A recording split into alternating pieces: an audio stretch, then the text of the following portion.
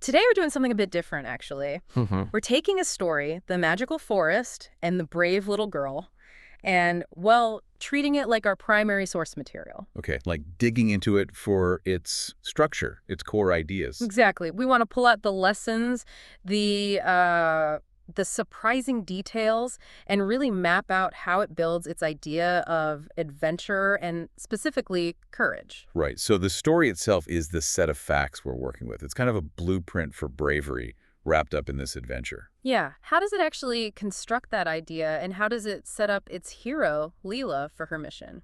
Makes sense. So where do we start? Well, with Lila herself, she's 10 years old, lives in Green Hill, described as, peaceful. Right, the classic idyllic starting point. And her character traits: curiosity, loves reading, dreams of magic under a big mango tree.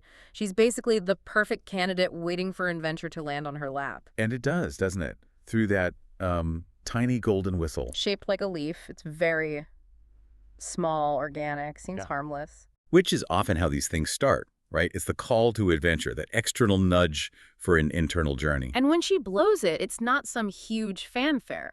It's described as a warm wind, golden dust, and a whisper. Lila, follow the wind. Very gentle. Yeah, it fits her character, doesn't it? Yeah. Quiet, thoughtful. The call matches the hero. And boom, threshold crossed. The wind leads her straight to the magical forest. No messing about. And the rules are laid out immediately. That welcome sign. Yes. Welcome to the magical forest. Be kind, and the forest will guide you. That's so key, isn't it? The entry requirement isn't being strong or clever, it's kindness. Yeah, it's like the story is saying you need the right moral foundation before you even get to the courage part.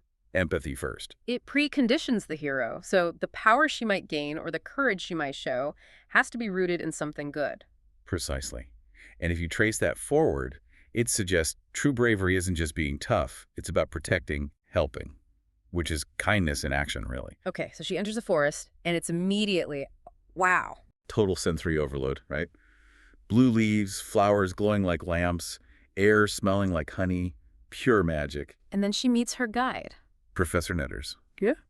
A brown squirrel wearing glasses. Haha, yeah, the glasses are a great touch. It gives him this air of, learned wisdom, maybe, compared to Lila's more innocent, dream-based approach. And it sets up the surreal nature of the place, too. Yeah. You see deer reading books, frogs painting. Birds singing in different languages. It's not just magical, it's, creatively alive. But that sense of wonder gets cut short pretty quick.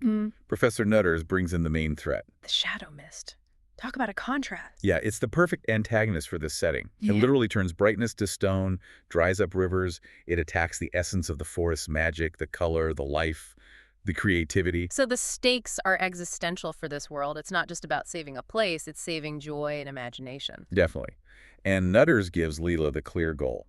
Find the crystal of light. Hidden deep inside the Cave of Echoes, classic quest structure.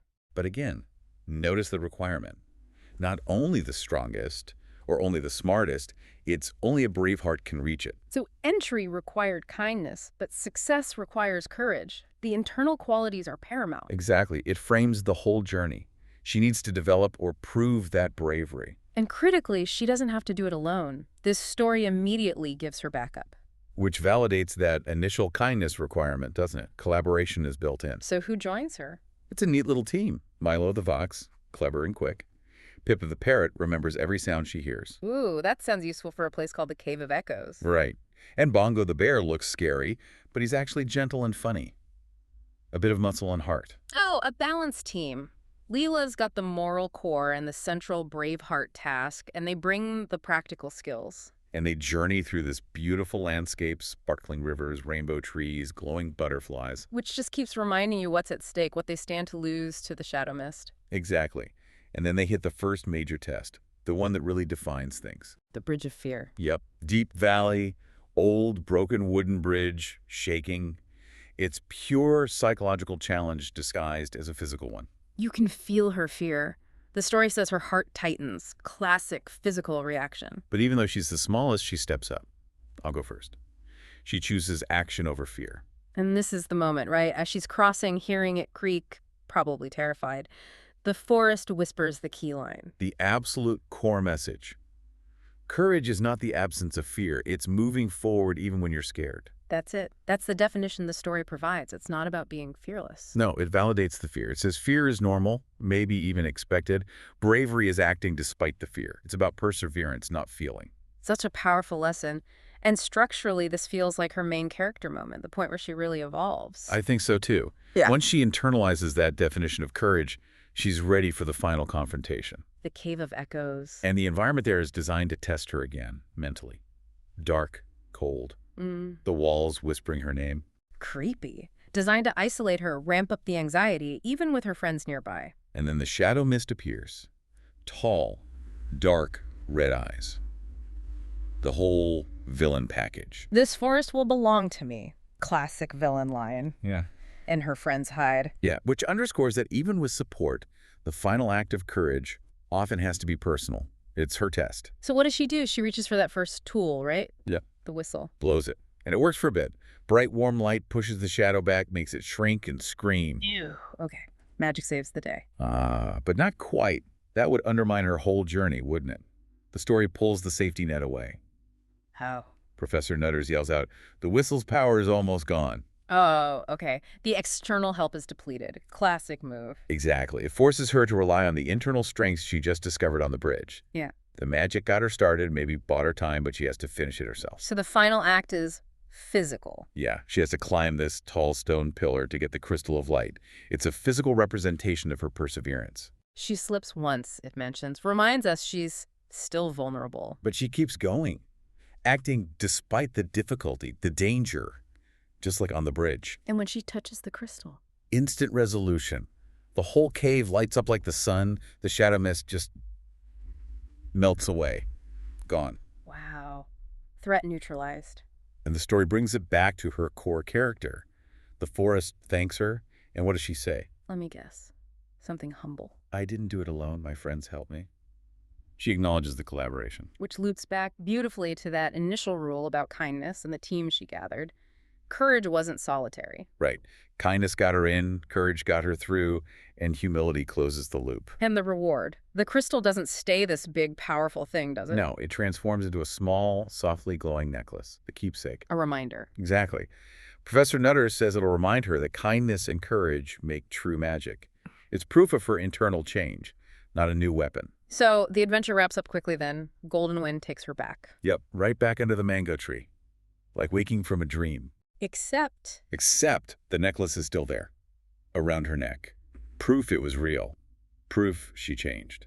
And that change isn't just internal, right? The story shows the consequences. Yeah, it explicitly says what happens next. After the adventure, Lila's different. She's not afraid to try new things. She helps her friends more, speaks kindly. She believes a little courage can make big changes. It's applied in her daily life. So the story lands with two clear takeaways. 1, kindness and courage are the real magic. 2, even small people, small hearts can make a huge difference if they believe in themselves. And looking at the whole structure, it really emphasizes that bravery isn't just some innate quality. It's shown through pushing through fear step by step and doing it with others. Milo, Pippa, Bongo were essential. Absolutely. It gives you a kind of roadmap. Start with kindness. Accept that fear is part of it. Lean on your allies. And when the easy helps run out, dig deep for that courage you learned you had. Yeah, and it's interesting. As she leaves, they tell her she can blow the whistle again if she needs them. Right. The support system is still there. It acknowledges that you need both internal strength and the ability to ask for help sometimes. The journey taught her the first, but doesn't deny the second. Which leads to a final thought, maybe for you listening. As you think about your own challenges, your own versions of that scary bridge, what's your golden whistle? You know, what's that small belief or that tool or maybe just that permission you give yourself that helps you take the first step forward when you're standing there, scared? That's a great question. What's that little bit of light you can hold on to? Find it. Hold on to it. Because, as the story shows, courage isn't about waiting for the fear to vanish. It's about taking this step anyway. It's the action you take to cross that bridge. Well said. Thanks for diving deep with us today. My pleasure. We'll see you next time.